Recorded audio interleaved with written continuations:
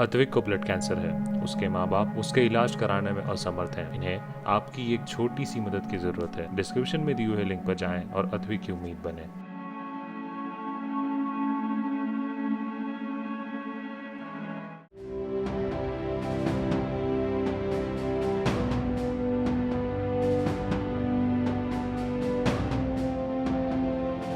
भारतीय अधिकारियों ने तालिबानी नेताओं से बातचीत के लिए दोहा का गुपचुप दौरा किया है। कतर के एक शीर्ष अधिकारी ने यह जानकारी दी है और ये पहली बार है जब तालिबान के साथ बातचीत में शामिल किसी अधिकारी ने भारत और तालिबान की गोपनीय बातचीत की पुष्टि की है।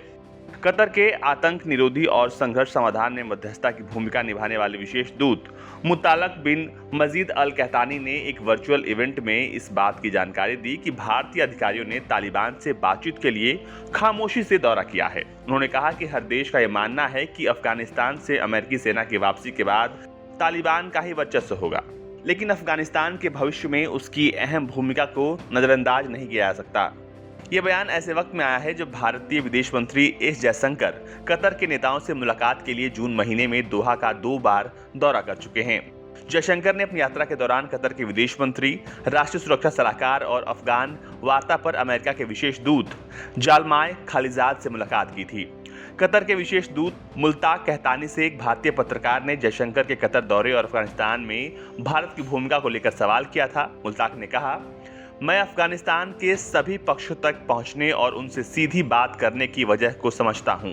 हमें ये बात ध्यान में रखनी होगी कि हम एक बहुत ही अहम चरण में हैं और अगर कोई भी मुलाकात होती है तो उसका एक ही मकसद होना चाहिए, सभी पक्षों को अपने मतभेदों को शांतिपूर्ण तरीके से सुलझाने के लिए प्रेरित करना। उन्होंने कहा कि अब इस मुद्दे के समाधान के लिए सुनहरा मौका है। अब कोई भी इस मुल्क को बलपूर्वक अपने नियंत्रण में करना चाहेगा तो उसे मान्यता नहीं मिलेगी। स्थिर अफगानिस्तान सबके हक में है। हालांकि तालिबान के साथ भारत की बातचीत को लेकर विदेश मंत्रालय की तरफ से अभी तक कोई आधिकारिक बयान नहीं आया है। कहतानी के बयान पर भी विदेश मंत्रालय की ओर से कोई टिप्पणी नहीं की गई है। अफगान शांति वार्ता की प्रक्रिया के तहत क्या भारत और पाकिस्तान के बीच भी बातचीत की चर्चा हो रही है? इस सवाल के जवाब में कतर के विशेष दूत ने कहा, अफगानिस्तान की जमीन का इस्तेमाल किसी भी देश को प्रॉक्सी के तौर पर इस्तेमाल नहीं होना चाहिए। अफगानिस्तान की स्थिरता पाकिस्तान और भारत दोनों के हक में है। पाकिस्तान अफगानिस्तान का पड़ोसी देश है और भारत अफगानिस्तान को आर्थिक मदद पहुंचाता रहा है। हमारा मानना है कि भारत और पाकिस्तान दोनों ही अफगानिस्तान में स्थिरता और शांति चाहते हैं। भारत तालिबान से बातचीत में आधिकारिक तौर पर शामिल नहीं रहा है। हालांकि दोहा में आयोजित हुई अफगान शांति बातचीत समेत कई बैठकों में भारतीय प्रतिनिधियों ने हिस्सा लिया है। ब्यूरो रिपोर्ट, भारत तक।